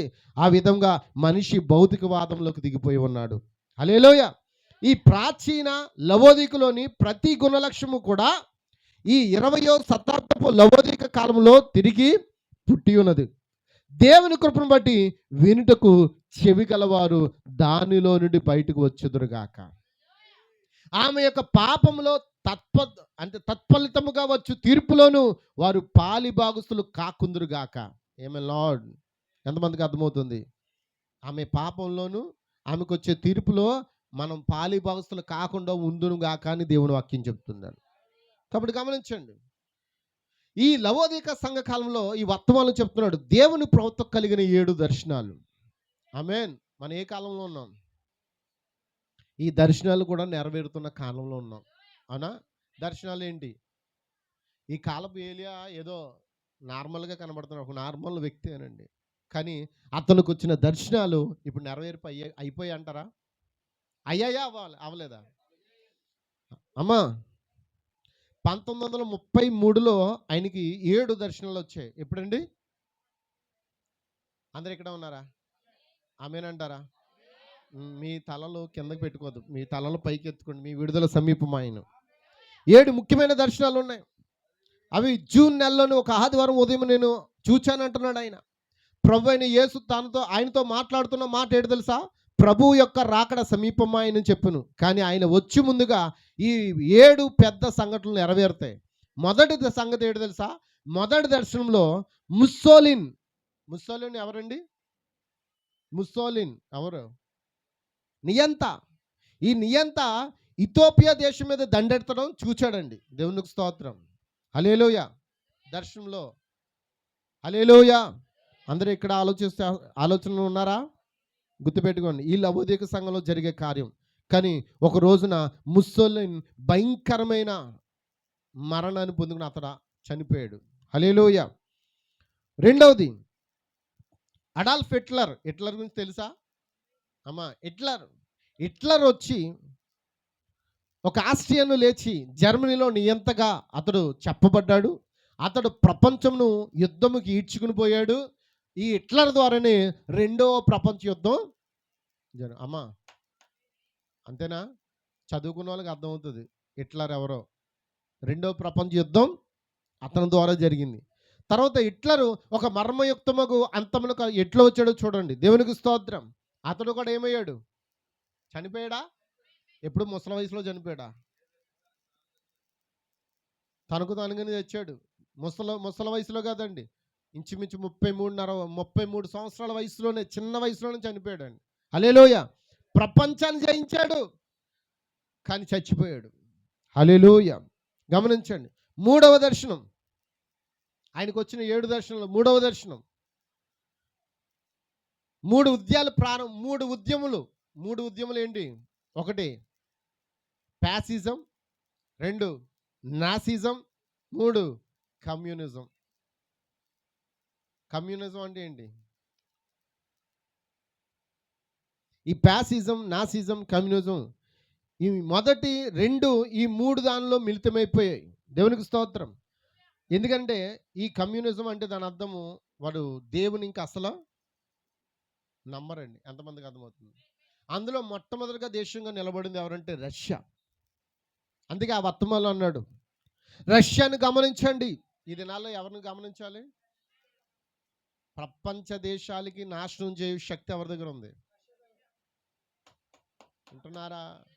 బైబిల్ విషయాలు ఉన్నాయంటారా? ఉన్నాయి. ఉత్తర దేశపు రాజు మీద మీరు దృష్టి నిలపమని దేవుని వాక్యం చెప్తుంది. అక్కడ ఈ కాలప్రోతకు దర్శనం చెప్తుంది. ఉత్తర దేశపు రాజు మీద మీరు దృష్టి నిలపండి. ఏ సమయంలో అయినా ఎలాగైనా అతడు ఏదైనా చేయగలడు. రష్యాకి అమెరికా భయపడుతుంది. అవునా కదా? అవునా కదా? అగ్రరాజ్యాలు రష్యా ఒకటై ఉన్నది. ఆమేన్. 4వ దర్శనం, సైన్స్లో వచ్చి గొప్ప ప్రగతి. రెండవ ప్రపంచ యుద్ధం తర్వాత అది వచ్చింది. అది ఏం తీసుకొచ్చింది? ఒక ప్లాస్టిక్ బుడగ వలె ఉన్న కారుని. అమ్మ వింటున్నారు ఏంటండి? 4వది ఏంటండి? కారు. ఏంటి ఆ కారు అంటే రిమోట్ కంట్రోల్తో నడుస్తుంది. అమ్మా, 4వ దర్శనం ఏంటండి? రిమోట్ కంట్రోల్తో అందంగా ఉన్న రాజవీధుల్లో పరిగెడుచున్నది. స్టీరింగ్ వీల్ దానికి లేదు. ఏం లేదు? స్టీరింగ్ లేదు. ఈ కారులో జనులు కూర్చుని ఏం చేస్తారంట? వినోదం కొరకు పేకట ఆడతారంట. హల్లెలూయా. ఇప్పుడు కారు వచ్చిందా రాలేదా? వచ్చిందా రాలేదా? వచ్చిందా రాలేదా? డ్రైవర్లెస్ కారు, ఆటోమేటిక్ అది వస్తుందన్న సంగతి ఎవరు చెప్పాడు? దేవుడు ముందుగానే 1933వ సంవత్సరంలోనే ఈ కాలపు ఏలేక దర్శనం ద్వారా చూపించాడని. దేవునికి స్తోత్రం. అది అయిపోయింది. మరియు 5వ దర్శనం మన కాలం యొక్క నైతిక సమస్యకు సంబంధించింది. నైతిక సమస్య ఏంటనంటే ప్రధానంగా స్త్రీలు. ప్రధానంగా అంటే నైతిక విలువలు పతనమగుట. అమ్మ వింటున్నారా? స్త్రీలు జుట్టు కత్తిరించుకుంటారు. ఎలా కత్తిరించుకుంటారు? ఇప్పుడు ఫ్లైట్లో వెళ్ళాలనుకో, వాళ్ళు ఏం చేస్తారు? అందరూ క్రాఫ్ట్ చేసుకుంటారు. అవునా? తెలుసండి? అమ్మ వింటున్నారా? వాళ్ళు ఏం చేయాలని కూడా వాళ్ళు ఏం చేస్తారు? అమెరికా దేశం కానీ, యూరప్ కంట్రీలో, యునైటెడ్ స్టేట్స్లో కానీ ఎక్కడైనా చూడండి, స్త్రీలు ఏం చేస్తారు? జుట్టు ఎక్కువగా కత్తిరించుకుంటారు. కానీ ఈ చివరి సంఘకాలంలో ఎఫెసు సంఘంలో ఉన్న కొంతమంది స్త్రీలు ఉన్నారు అమెరికా దేశంలో కూడా. వాళ్ళు వారి జుట్టు మీద కత్తిరి కూడా వేయరు. వారి స్థలాలు ఎక్కడుంటాయో తెలుసా? మోకాల కిందకు ఉంటాయండి. నా దగ్గర ఇంకా ఇమేజెస్ ఉన్నాయండి. ఎంతమందికి అర్థమవుతుంది? మనకి ఏంటంటే బ్యాడ్ లక్.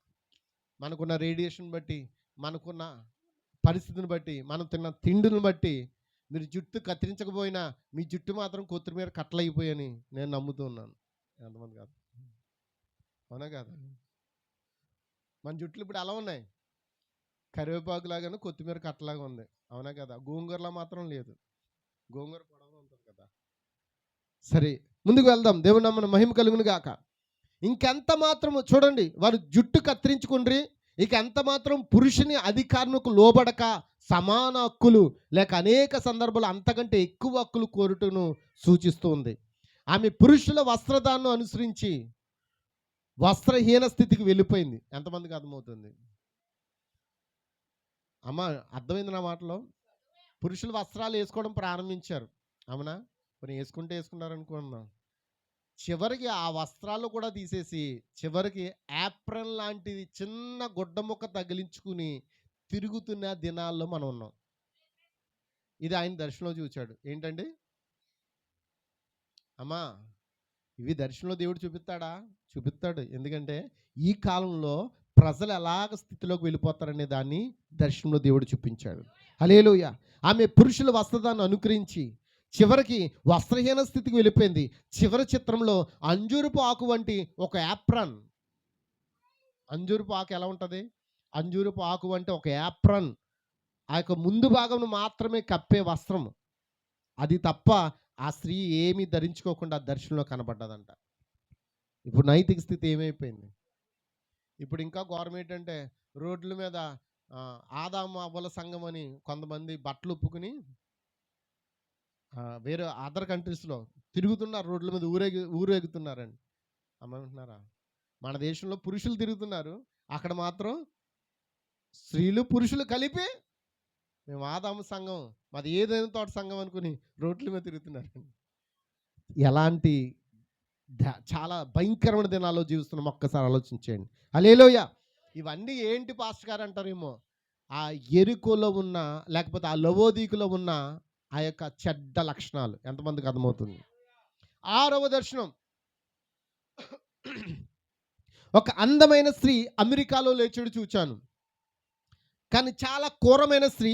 ఆమె జనులను పూర్తిగా తన అదుపులో ఉంచుకుంటుంది. ఇది రోమన్ క్యాథలిక్ చర్చ్ యొక్క ఉద్యమం అని నేను తలంచాను. అయితే మరొక సంగతి కూడా నేను చెప్తూ ఉన్నాను. అదేమనగా స్త్రీల యొక్క ఓట్ల ద్వారా మాత్రమే ఆ స్త్రీ పైకి లేస్తుందంట. ఏంటంటే స్త్రీలందరూ ఆమెకి వేశారంట ఓటు. ఆల్రెడీ అమెరికా దేశంలో ఇప్పుడు వరకు కూడా ఏ స్త్రీ కూడా ఆ దేశాన్ని ఏం చేయలేదు, ఏలుబడి చేయలేదండి. మన దేశాన్ని ఏలుబడి చేశారుగా ఎవరాళ్ళు?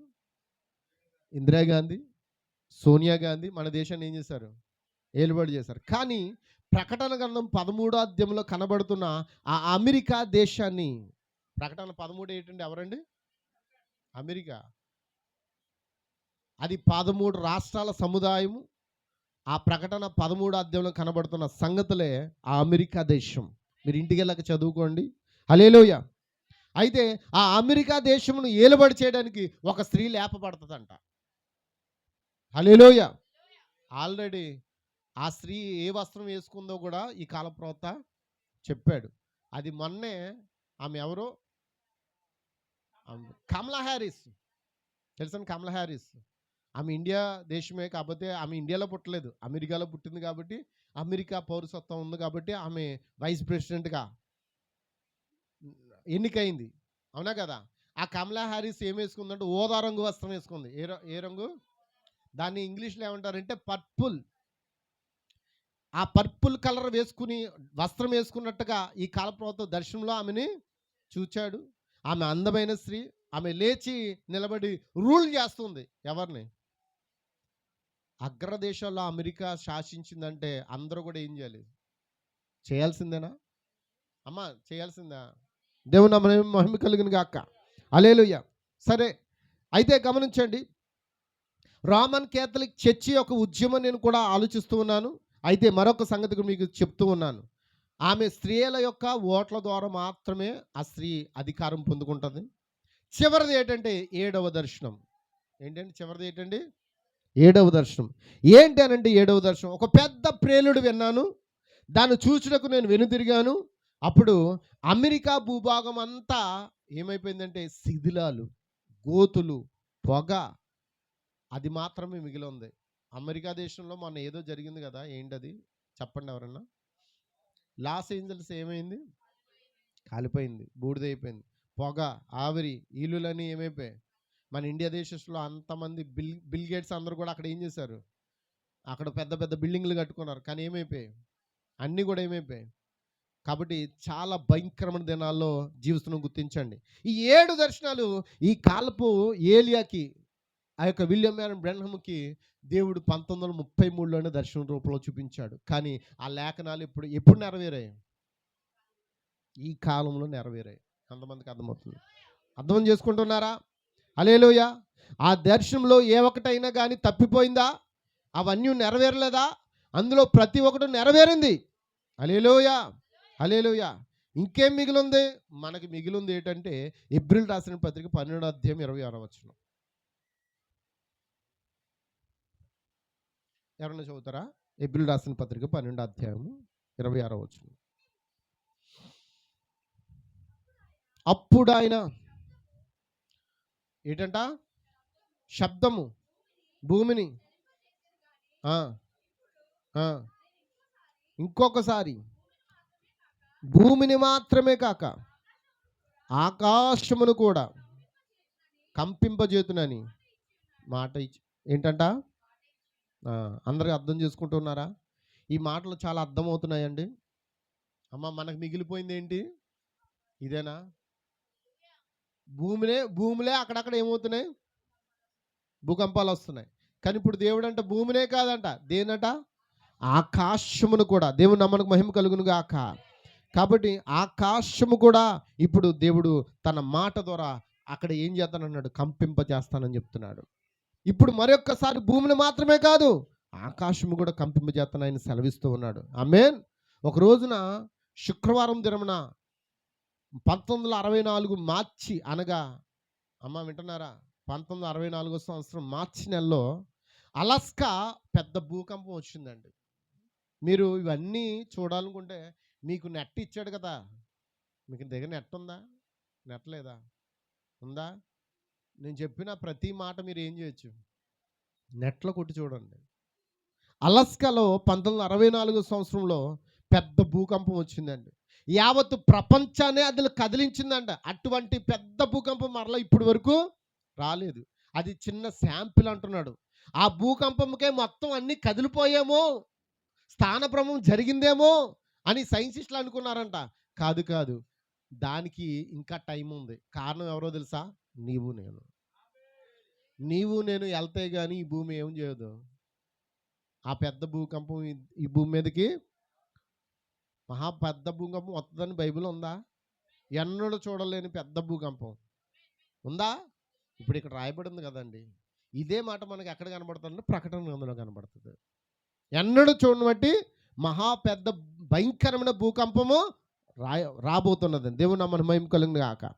ఇప్పుడు నేను ఆ యొక్క మెసేజ్లో చిన్న మాటను మీకు చెప్పి ఈరోజు ఈ వాక్యాన్ని ముగిస్తాను. దేవునికి స్తోత్రం. చూడండి, ఈ వర్తమానం గురించి ప్రవక్త చెప్పుచున్న మాట ఏమని చెప్తున్నాడంటే, నేను పౌలు ఏం చెప్పాడో నేను అదే చెప్తున్నాను చెప్తున్నాడు. అవునా కదా? పౌలు అంటున్నారు గలతీయులు రాసిన పత్రిక 1వ అధ్యాయం 8వ వచనంలో, గలతీయులు రాసిన పత్రిక 1వ అధ్యాయం 8వ వచనం, మేము మీకు ప్రకటించిన సువార్త గాక మరి యొక్క సువార్తను మేమైనను పరలోకం నుండి వచ్చిన ఒక దూత అయినను మీకు ప్రకటించిన అతడు ఏమవుతాడు? శాపగ్రస్తుడు అవుతాడు. మేము ఇదివరకు చెప్పిన ప్రకారం ఇప్పుడు మరలా చెప్పుచున్నాను, మీరు అంగీకరించిన సువార్త కాక మరి ఒకటి ఎవడైనా మీకు ప్రకటించిన వాడు ఏమవుతాడు? ఇప్పుడు ఇక్కడ వాక్యం ఏది పడతా చెప్తే మనం ఏమవుతాం? అందుకే చాలా భయముతో దేవుని వాక్యాన్ని మనం వినాలి, భయముతో మాట్లాడాలి. దేవుని మహిమ కలుగుగాక. నువ్వెవరంటే జగత్ పునాది వేయబడక మునిపే ఆయన ప్రేమ చేత కనుక్కున్న ఆయన వధువు నువ్వు, ఆయన రక్తం చేత కనబడిన వధువు నువ్వు. హల్లెలూయా. ఎఫెసులో ఉన్న రాహాబు నువ్వు. ఎంతమందికి అర్థమవుతుంది? నిజమేనా? పాత నిబంధనలో ఆమె రాహాబు అయితే ఎఫెసులో కనబడుచున్న రాహాబు మనమే. హల్లెలూయా. కాబట్టి రోమీయులు రాసిన పత్రిక 9వ అధ్యాయం 16వ వచనం, కాగా పొందగోరు వాని వల్లనేను ప్రయాసపడు వాని వల్లనేను కాదు, కానీ కరుణించు దేవుని వల్లనే సమస్తము జరుగుతాయి. ఎంతమందికి అర్థమవుతుంది? అందుకే ఆయన ఏమై ఉన్నాడు? కరుణ సంపన్నుడై ఉన్నాడు. ఎంతమందికి అర్థమవుతుంది? దేవుడు ఏమై ఉన్నాడని? ఆయన మన పట్ల కరుణ చూపించే దేవుడు. నీకేం జరగబోతుందో దేవుడు ముందుగానే నీకు తెలియజేసి నీ యొక్క పరిస్థితులను, నీ స్థితిగతులను మార్చే దేవుడు. హల్లెలూయా. ఆమేనంటారా? హల్లెలూయా. మనం ఎక్కడికి వెళ్ళబోతున్నాం? ఒక దినాన పరలోక రాజ్యానికేనా? దాని కొరకే నీ ప్రయాస? చెప్పాలి. దాని కొరకేనే ప్రయాస. హల్లెలూయా. సరే, నేను ముందుకు వెళ్తూ ఉన్నాను, ముగింపుకి దగ్గరికి ఉన్నాను. హల్లెలూయా. చాలా మంచి మాటలు మీతో పంచుకోవాలని ఆశపడుతూ ఉన్నానండి. ఒక్కసారి మనం యెహోషువ గ్రంథము 2వ అధ్యాయం తీశారండి. నూను కుమారుడిని యెహోషువ వేగుల వారిని 2 మనుషులను పిలిపించి, మీరు పోయి ఆ దేశం ముఖ్యముగా ఎరుకోను చూడుడని వారితో చెప్పి షిత్తీము నుండి వారిని రహస్యముగా పంపెను. వారు వెళ్ళి రాహాబును ఒక వేశ్య ఇంట చేరి అక్కడ దిగగా, దేశము వేగు చూచుటకు ఇశ్రాయేలు యొద్ద నుండి మనుషులు రాత్రివేళ ఇక్కడికి వచ్చిరని ఎరుకో రాజునకు వర్తమానం వచ్చును. అతడు నీ యొద్దకు వచ్చి నీ ఇంట చేరిన ఆ మనుషులను వెలుపలకు తీసుకున్నాము. వారు ఈ దేశమంతటా వేగు చూచుటకు వచ్చిరని చెప్పుటకు రాహాబు నద్దకు మనుషులను పంపగా, ఆ స్త్రీ ఆ 2 మనుషులను తోడుకుని వారిని దాచిపెట్టి, దేవునికి స్తోత్రం. హల్లెలూయా. వర్తమానం ఎప్పుడైతే రాహాబు చెవిని పడిందో, ఆ వర్తమానమును ఆమె ఏం చేస్తుందంట? భద్రము చేస్తుందంట. ఇప్పుడు మనం ఏం చేయాలి అమ్మ? మనం ఏం చేయాలి? మన వాక్యం, ఆ వాక్యం మన హృదయంలో ఏం చేయాలి? దాచిపెట్టుకోవాలి. వేగులు వారు చెప్పిన వర్తమానం మనం ఏం చేయాలి? దాచిపెట్టుకోవాలి. హల్లెలూయా. రాహాబు కూడా ఏం చేసింది? వేగులు వారిని ఏం చేసింది? దాచిపెట్టింది. ఎందుకనంటే ఆమె రక్షించబడాలని ఆశపడింది. మరి నువ్వు రక్షించబడాలని ఆశపడుతున్నావా? నీ కుటుంబం రక్షించబడాలని ఆశపడుతున్నావా? హల్లెలూయా. హల్లెలూయా. దేవునికి స్తోత్రం. ఎంతమంది ఆశపడుతున్నారండి? ఎందుకు మన ఆశ? ఎందుకు చెప్పండి? నేను ముగిస్తున్నాను. ఎందుకండి? నేను వెళ్ళిపోవాలి, ఇక శాశ్వతం కాదు, ఏదో రోజు శత్రువులు మమ్మల్ని చంపేస్తారు. అమ్మ వింటున్నారా? ఈ శత్రు చేతులు చచ్చేదానికన్నా దేవుని సన్నిధిలో ఉండడం మేలు. కాబట్టి నేను ఆ వర్తమానికులు ఏం చేస్తాను? దాచి పెడతానని ఆమె ఆ వర్తమానం భద్రం చేసుకుందంట. నువ్వేం చేయాలి? హల్లెలూయా. పుత్ర స్వీకారం వర్తమానంలో ఈ మాట చెప్తున్నాడు. ముగిస్తున్నాను, ఈ మాట చెప్పి ముగిస్తున్నాను. పుత్ర స్వీకారం 4వ పాటలో చెప్తున్నాడండి. ఏ విధంగా మనకు స్వాస్థ్యం ఇవ్వబడింది? దేని ద్వారా? ముందు నిర్ణయం ద్వారా. మనకి ఏమిటండి? ముందు నిర్ణయం ఉందా? అమ్మ చెప్పండి. నువ్వు రక్షించబడాలంటే అదేంటి? నువ్వు అనుకుంటే ఏమి రక్షించబడవు. నువ్వు కాపాడబడాలంటే నువ్వు అనుకుంటే కాపాడబడవు. ఇదంతా ఏంటి? ఎంతమంది ముందు నిర్ణయం అని నమ్ముతారు? ఇది ముందు నిర్ణయం, ఇది ముందు జ్ఞానము. హల్లెలూయా. నువ్వు బాధకును అని ఆయన నమ్ముటకు దేవునికి ఎలాగో తెలియను? ఆయన ముందు జ్ఞానము. ఇచ్చించు వాని వల్ల, పరిగెత్తు వాని వల్ల ఇది జరగలేదు, కానీ కృపచూపు దేవుని వల్లే సమస్తము జరుగుతున్నాయి. నువ్వు ఎలా రక్షించబడ్డావు? కృప ద్వారానా? అమ్మని చెప్పండి. హల్లెలూయా. కృప నిన్ను రక్షించిందా? నీలో ఉన్నదాన్ని దేవుడు ఎరిగి ఉన్నాడా? నువ్వు భూమి మీదకి రాకమునిపే నీలో ఉన్నదాన్ని ఆయన ఎరిగి ఉన్నాడు. నువ్వు ఇక్కడికి రావడానికి భూమికి ఉండకముందే నీలో ఉన్నదాన్ని ఆయన ఎరిగి ఉన్నాడు. అందుకే దేవుడు ఏమై ఉన్నాడు? అనంతుడగు దేవుడై ఉన్నాడు. మనము అనిత్యులము, కానీ అనిత్యము గురించి మనము మాత్రమే తలంచగలము. కానీ గమనించండి, మనం ఒక దినాన ఆ పరలోక రాజ్యాన్ని పొందుకోవడానికి దేవుని చేత ఎన్నిక చేయబడిన వారం. అందుకే ఆ స్వరం ఎలా చెప్తుంది? ఇది ఒక పరిపూర్ణమైన ప్రేమ. నువ్వు ప్రేమించిన సమస్తము ఇప్పుడు ఇచ్చటం ఉన్నది. నీ సేవ గుర్తులుగా ఇక్కడ ఉన్నది. హల్లెలూయా. నీవు అందమగు స్త్రీలు అక్కడ నిలబడిని చూచావు. ఎక్కడుంటాం మనం అందరము? ఆయన రాజ్యంలో ఎలా ఉండబోతున్నాం? అందమైన స్త్రీల వలె. ఎలా అందంగా ఉంటాం? అక్షయ అలంకారం ధరించుకున్న వారిగా. దేవునికి స్తోత్రం. అమ్మ వింటున్నారా? అక్షయ అలంకారం ఏంటి?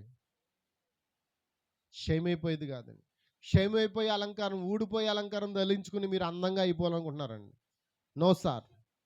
అసలు అలంకరణ గురించి మాట్లాడితే బైబిల్ ఏం మాట చెప్తుందో తెలుసా? రాజుల నుంచి తప్పించుకోవడానికంటే అప్పటి స్త్రీలు, పూర్వపు స్త్రీలు బరువైన వస్తువులు తగిలించుకుని, అమ్మా అందరికీ వినపడుతుందా? ఈ బరువైన రాళ్ళు, బరువైన ఇవన్నీ తగిలించుకుని, వాళ్ళు ముక్కులు సాగదీసుకుని, వారి చెవులు సాగదీసుకుని, వచ్చే రాజులకి నా కుటుంబానికి దూరంగా ఉండకుండా ఉండాలంటే ఈ ముక్కులు ఈ చెవులు సాగదీసుకుని, వాళ్ళకి అందవికారంగా కనబడితే నన్ను వారు తీసుకుపోరు గనుక నేను ఆ విధంగా రెడీ అవుతానని వాళ్ళు ఏం చేసేవారంట పూర్వీకులు? ఆ యొక్క బరువైన వాటిని తగిలించుకుని వారు అందవికారంగా తయారైతే అది లాస్ట్కి ఏమైపోయింది ఇప్పుడు? లైట్ వెయిట్ అయిపోయింది. బరువు కాస్త ఏమైపోయింది? నేను అనుకుంటాను ఒక్కొక్కరు ఇంతంత పెడతారు, ఇంతంత. అవి చూస్తుంటే వాళ్ళు చెవులు సాగిపోవా అనుకుంటాను. కొంతమంది చెవులు సాగిపోవడం కాదు, పుండ్లడిపోయి ఇలా కటింగ్ అయిపోయిన వాళ్ళు కూడా ఎంతమంది చూశాను. అవునా కదా చెప్పండి? ఎందుకు పూర్వం వాటిని అలా ప్రవేశపెట్టారనేది కూడా మనం ఏం చేయాలి? తెలుసుకోవాలి. అవునా కదా? ఏమండి, ఒక మాట చెప్తాను, ఏమనుకోద్దండి, నన్ను తిట్టుకున్నా పర్లేదు. ఎందుకంటే మనం అందం అనేది ఎలా వస్తుంది? ప్రార్థన ద్వారా. అందం అనేది ఎలా వస్తుంది? దేవుడు మనకి ఇచ్చుడు ద్వారా. అవునా కదా? ఏదైనా తోటలో అవ్వకి ఏమి ఇవ్వాలో దేవునికి తెలియదండి. అందరు ఇక్కడ ఉన్నారా? వస్త్రం ఇచ్చాడు, కానీ అన్నీ తగిలించాడా? కానీ మనం ఏం చేస్తాం? ఆమె ఆ వస్త్రంతోనే చాలా అందంగా ఉంది. మనం ఏం చేస్తున్నాం? మన అందాన్ని పెంచుకోవడానికి అన్నీ తగిలించుకుంటున్నాం. కాదండి, మనం లవోదికుని విడిచిపెట్టాలండి. ఎందుకంటే లవోదికులో ఉండకూడదు. మనం ఎక్కడ ఉండాలి? అమ్మ చెప్పండి. దేవుని దృష్టికి నువ్వు అందంగా ఉండాలి. నీ ప్రార్థన నిన్ను అందంగా మార్చాలి. నీ జీవితం అందంగా మారాలి. దేవునికి స్తోత్రం. నువ్వు తగిలించుకోవడం ద్వారా నువ్వు ఇంకా తగిలించుకుని ఏం చేద్దావు? బరువులు ఎక్కువైపోతాయి. అవునా? ఈ బరువు ఒకవేళ ఎత్తబాటుకి వెళ్ళేటప్పుడు ఆపేస్తుందేమో, మనకు తెలియదు. ఒకటి బైబిల్లో ఒక మాట ఉందండి. పురుషుడు మారు మనసు లేనివాడు అనుకో, ఆ పురుషుడు ఖచ్చితంగా ఆ పురుషుని సంతోషపెట్టడానికి ఆ పురుషుడు ఏదైనా తీసుకొస్తే తన భార్య ఏం చేయాలి? ఆమె అది తీసుకుని ఆమె అలంకరించుకోవాలి. ఎందుకంటే ఎవరిని సంతోషపెట్టడానికి? అమ్మ చెప్పండి. ఇప్పుడు మనం భర్తను సంతోషపెట్టిన వాళ్ళు లేవండి. వచ్చే బంధువులను సంతోషపెట్టడానికి మనం ధరించుకుంటున్నాం. అవునా కదా? కానీ వధువు అనేది అలా ఉండదు. వధువు అనేది యథార్థంగా ఈ లవోదికులో ఏం చేస్తుంది? తప్పించుకుని ఎక్కడికి వెళ్తుంది? ఎఫెసుకి వెళ్తుంది. ముందు ఎఫెసుకి వెళ్ళండి. ఎఫెసుకి లేకుండా నువ్వు ఎక్కడికి వెళ్ళవు? ఆయన రాజ్యంలోనికి చేరలేవు. ఎంతమంది అర్థం చేసుకుంటున్నారు? అందమైన స్త్రీలు అక్కడ ఉన్నారంట. ఎవరాళ్ళు? వాక్యము ద్వారా రక్షించబడిన వారు. అందుకే ఆ దర్శనమును అతడు చూస్తూ ఉన్నాడు. హల్లెలూయా. కాబట్టి అక్కడ పరలోక రాజ్యంలో ఉన్న స్థితి గురించి మాట్లాడాలంటే ఈ టైం అంతా సరిపోదు. దేవుని చేతమైతే ఆ పరలోక రాజ్యం యొక్క దర్శనం వచ్చే వారం చెప్తాను. అమ్మ వింటున్నారా? ఆయనకి ఇవ్వబడిన 7 దర్శనాలు ఉన్నాయి. అది కాకుండా పరలోక దర్శనం. ఆ దర్శనంలో మనం ఆయన కంటికి ఎలా కనబడుతున్నామో ఖచ్చితంగా అని చూపించాడు. కాబట్టి మనం ఏం చేద్దాం? లవోదికలో ఉందామా? ఎఫెసుకి వెళ్దామా? అమ్మ చెప్పండి అమ్మ. రాహాబు ఎరుకోలో ఉంటే ఏమవుతుంది? వేశ్యగా ఉంటుంది. తర్వాత ఏమవుతుంది? చచ్చిపోద్ది. అవునా కదా చెప్పండి? ఆమె ఎప్పుడైతే వర్తమానం అందుకుందో ఏం చేసింది? మొత్తం విడిచిపెట్టిందా? బంధువులందరిని తీసుకొచ్చి, అన్నదమ్ముల్ని, అక్క చెల్లెల్ని, అందరిని తీసుకొచ్చి ఎక్కడ పెట్టుకుంది? ఇంట్లో పెట్టుకుంది. వేగులు వారు ఇచ్చిన యొక్క సూచన ఏం చేసుకుంది? ఆ ఇంటికి, ఆ కిటికీకి ఏం చేసింది ఆమె? ఎర్రని నూలు దారము కట్టింది. ఆ ఎర్రని నూలు దారం ద్వారా ఎవ్వరూ కూడా ఆ ఇంట్లోంచి బయటికి రాకుండా కాపాడబడి ఉన్నారు. దేవుడు కూడా అంట, అమ్మ వింటున్నారా? ఎరుకో కోట గోడ కూల్చడానికి ఆటం బాంబులు అణుబాంబులు ఉపయోగించలేదంట. అమ్మ వింటున్నారా? ఆ గోడ ఎంత వెడల్పు ఉంటుందో తెలుసండి? మన 4 అంగుళాల ఏంటది? ఇది ఎంత అండి? మన పెట్ట గోడ ఎంత ఉంటుంది? 4 అంగుళాలు ఉంటుందా? కానీ ఆ గోడ ఎంతో తెలుసండి, ఆ పట్నం చుట్టూ కట్టుకున్న గోడ ఇంచుమించు ఒకేసారి 4 గుర్రపు రథాలు పందాలు పెట్టచ్చు అంటాను. చైనా గోడ తెలుసా? చైనా గోడ ఎంతమంది తెలుసా? చైనా గోడ చూసారా? చైనా గోడ చూసారు కదండి. చైనా గోడ కంటే మించింది అది. అలాంటి గోడను దేవుడు ఏం చేశాడంట? ఆయన శక్తి ద్వారా దాన్ని కూల్చివేశాడంట. దేవునికి స్తోత్రం. ఆ శక్తి ఏంటి? వారి బూరలు ఊదుట. హల్లెలూయా. ఆ బూరలు ఊదట ద్వారానే ఎరికో కోట గోడలు కూలి ఆ పట్టణంలో ఉన్న వాళ్ళందరూ ఏమైపోయారు? చనిపోయారు. కానీ ఇంకోటి తెలుసా అండి, ఇంకో విచిత్రం ఏంటో తెలుసా? ఆ ఎరికో కోట గోడ మీదే ఒక ఇంటిని కట్టుకుంది. ఎవరు? రాహాబు. అమ్మ వింటున్నారా? పట్టణంలో లేదు ఆమె, పట్టణం బయట ఉంది. ఎందుకంటే వేశ్యలు ఎక్కడ ఉంటారు?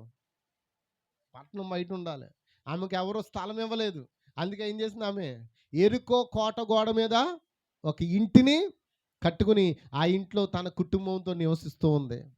కానీ దేవుడు అంట ఆ కోట గోడ అంతా కూలిపోయింది, కానీ ఆ ఇల్లు, ఆ కోట, ఆ స్థలం మాత్రం ఏమైపోయిందంట? అలా ఉండిపోయిందంట. కారణం ఏంటి? ఆ రాహాబును దేవుడు ముందుగానే చూచాడు. ఆమె ముందు నిర్ణయంలో ఉంది.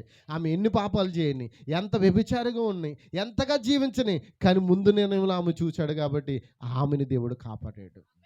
కాబట్టి మనం ఏంటి? మనం ముందు నిర్ణయంలో ఉన్నవారమేనా? చెప్పాలి అమ్మ, చెప్పండి. కాబట్టి లవోదీకు నుంచి ఎక్కడికి వెళ్ళాలి మనం? ఎఫెసులోకి వెళ్తాం. లవోదీకులో ఉండొద్దండి. లవోదీకు మనకి ఎటువంటి సంబంధము లేదు. ఒక దినాన ఈ లవోదీక పట్టణం కూలిపోబోతుంది.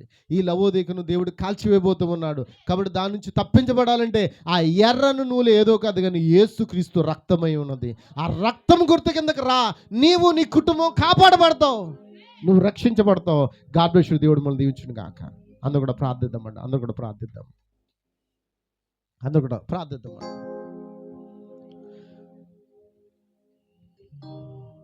కూడా ప్రార్థిద్దాం. స్తుతులు చెల్లిద్దాం. అందరూ కూడా హల్లెలూయా, హల్లెలూయా.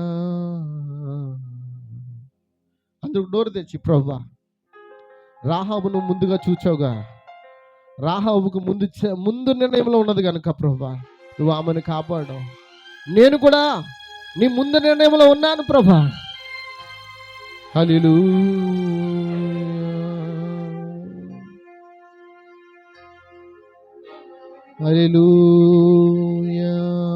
ప్రతి ఒక్కరు కూడా ప్రార్థిద్దాం. ప్రతి ఒక్కరు నోరు తెరిచి, అందరూ నోరు తెరిచి. ఒక్క నిమిషం ముగింపులకు వెళ్ళిపోయాం. మనం ముగించుకుంటున్నాం. యేసయ్యా, యేసయ్యా, హల్లెలూయా. ప్రతి ఒక్కరు కూడా హల్లెలూయా. రాగాలు నేను కూర్చనా, స్తుతి గీతనాదాలునే పాడనా, హృదయమే నీ ఆలయం, హృదయమే నీ ఆలయం, నాలో నవశించు నా యేసువా,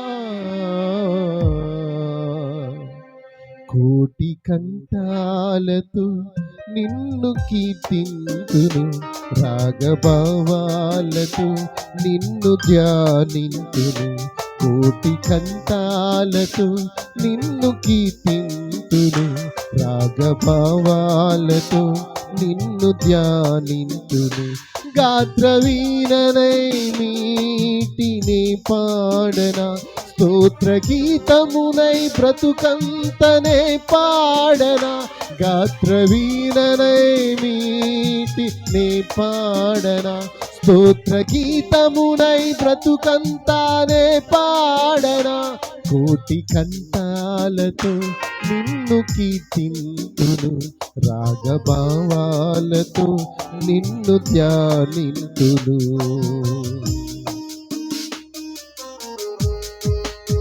ప్రభువా నా జీవితం రాహాబు వలె ఎందుకున్నావు తండ్రి? అయ్యా రాహాబు వేశ్యే, కానీ ఆమె ముందు నిర్ణయంలో ఉంది కనుక ఆమెను రక్షించావు. ఓ దేవా, ఈ యొక్క తండ్రి ఈ లోకంలో బబులోని కార్యంలో మమ్మల్ని తప్పించి, అయ్యా నిత్యంగా ఈ లవోది గురించి మమ్మల్ని తప్పించి ఆ ఎఫెసుకు నన్ను పిలిచిన దేవుడు తండ్రి. యాగంబునై నేను వేడనా, సన్నుతి గీతాలునే పాడనా,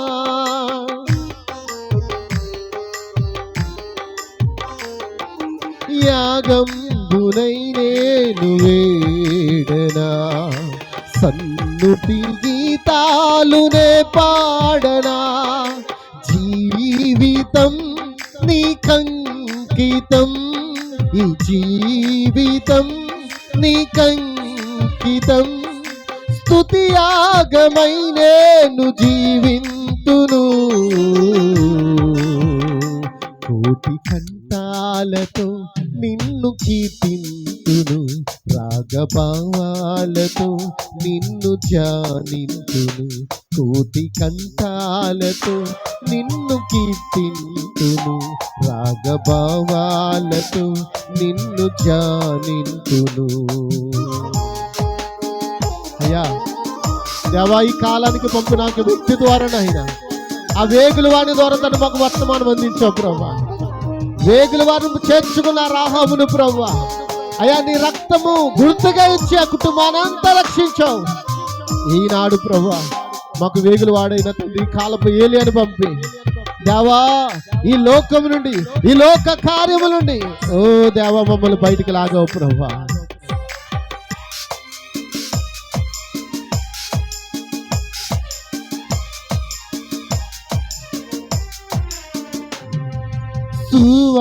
సువార్తనేను చాటనా, నీ సాక్షిగా నేను జీవించనా. ఆమేన్, హల్లెలూయా. సువార్తనేను చాటనా, నీ సాక్షిగా నేను జీవించనా, ప్రాణార్పణముగా పోయబడిన, ప్రాణార్పణముగా పోయబడిన, నన్నిలలో నడిపించు నా యేసువా, కోటి కంఠాలతో నిన్ను కీర్తింతును, రాగభావాలతో నిన్ను ధ్యానింతును, కోటి కంఠాలతో నిన్ను కీర్తింతును, రాగభావాలతో నిన్ను ధ్యానింతును, గాత్రవీణనై మీటిని పాడనా, స్తోత్ర గీతమునై బతుకంతనే పాడనా, గాత్రవీణనై మీటిని పాడనా, స్తోత్ర గీతమునై బ్రతుకంతనే పాడనా, కోటి కంఠాలతో నిన్ను కీర్తింతును, రాగభావాలతో నిన్ను ధ్యానింతును, కోటి కంఠాలతో నిన్ను కీర్తింతును, రాగభావాలతో నిన్ను ధ్యానింతును. హల్లెలూయా, హల్లెలూయా, హల్లెలూయా. దేవునికి స్తోత్రం. ప్రభువా గొప్ప దేవుడానికి స్తోత్రాలు చెల్లిస్తూ ఉన్నాం. రాహాబు వేగులు వారిని చేర్చుకున్నట్టుగా మేము ఈ కాలంలో వేగులు వాడైన తండ్రి ఈ కాలపు ఏలియాను మేము చేర్చుకున్నాం. రాహాబు కుటుంబానంతా రక్షించిన గొప్ప దేవుడు. కారణం ఆ కుటుంబం అంతా ఆమె మాటకు లోబడి ఆ ఇంటిలోనే ఉన్నారు ప్రభువా. మేము కూడా మా కుటుంబం అంతా ఈ యొక్క వర్తమానం ఇంట్లో మేము ఉండడానికి సహాయం అందించండి. మా కుటుంబాలు రక్షించబడును గాక, మా బిడ్డలు రక్షించబడును గాక, ఓ దేవ మా బంధువులు రక్షించబడుదురు గాక ప్రభువా. ఎవరైనా రక్షణ లేకుండా ఉంటే వారు ఇప్పుడే రక్షణ పొందుదురు గాక ప్రభువా. రాబోచిన దినాలు బహు ఘోరమైనవి. ఓ దేవా నీవు ఈ కాలపు ఏలియాకి 7 దర్శనాల ద్వారా మాట్లాడి అయ్యా ఆ లవోదికలో జరుగుతున్న సంగతులను తండ్రి తెలియజేసినందుకు స్తోత్రాలు. వాటిని మేము ఇప్పుడు కన్నులారా చూస్తూ ఉన్నాం. ఓ దేవా ఆ సూచనలు నెరవేర్పు అయిపోయాయి ప్రభువా. ఒకటే మిగిలి ఉంది, అమెరికా యొక్క పతనము ప్రభువా. దేవా అది కూడా చూడబోతూ ఉన్నాం. దేవా నిశ్చయంగా తండ్రి మమ్మల్ని దాని నుంచి తప్పించండి. అయా శ్రమల నుంచి తప్పించండి, ఎత్తబడే విశ్వాసము దయచేయండి, లోక కార్యాల నుంచి తప్పించండి, లవోదీకుల నుంచి తప్పించండి, మా జీవితాలను స్వాధీనంలో తీసుకోమని అడుగుతూ ఉన్నాను దేవా. మీ గృహాలకు ఒట్టిగా వెళ్ళకూడదు ప్రభా, వాక్యాన్ని మోసుకుని వెళుతాం గాక ప్రభా, ఈ సువార్తను మోసుకుని వెళ్దాం గాక ప్రభా. రాబోతున్న కాలంలో భయంకరమైన దినాలు రాబోతున్నాయని, వాటిని అన్నింటినీ తప్పించుకోవడానికే ఈ కాలానికి ఒక వాక్యం వచ్చిందని, అది ఆది అపోస్తుల బోధ అని ప్రభా. నీ బిడ్డలు దాన్ని గుర్తించుదురు గాక దేవదిగు. నీ బిడ్డలు చేస్తున్న ప్రతి కానుకను దీవించండి, దశింభాగములు దీవించండి దేవా. నిత్యంగా వాటిని వారి యొక్క గృహములో ఈ రెట్ల దీవెన ఆశీర్వాదం దంచండి అయ్యా. పనులు లేని వరకు పనులు ఇవ్వండి, ఉద్యోగం లేని ఉద్యోగాలు ఇవ్వండి అయ్యా దేవా. తండ్రి నాయన బ్రతుకుదేరులకు బ్రతుకుదేరమ్మని అడుగుతూ ఉన్నాను, ఈ సన్నిధిలో ప్రార్థిస్తున్నాను. ప్రతి బలహీనుడు రోగి స్వస్థపడును గాక ప్రభా, ప్రతి విధమైన బలహీనత దూరమవును గాక ప్రభా. ఈ సన్నిధిలో మమ్మల్ని అందరి జ్ఞాపం చేసుకోమని యేసుక్రీస్తు నామములో ఈ ప్రార్థన అడుగుచున్నాము తండ్రి, ఆమేన్. మన ప్రభు అయిన యేసుక్రీస్తు కృప, ఆయన సన్నిధి సహవాసము ఎల్లప్పుడూ మనకు తోడై ఉండి నడిపించును గాక. ఆమేన్, ఆమేన్. అందరికి వందనాలండి.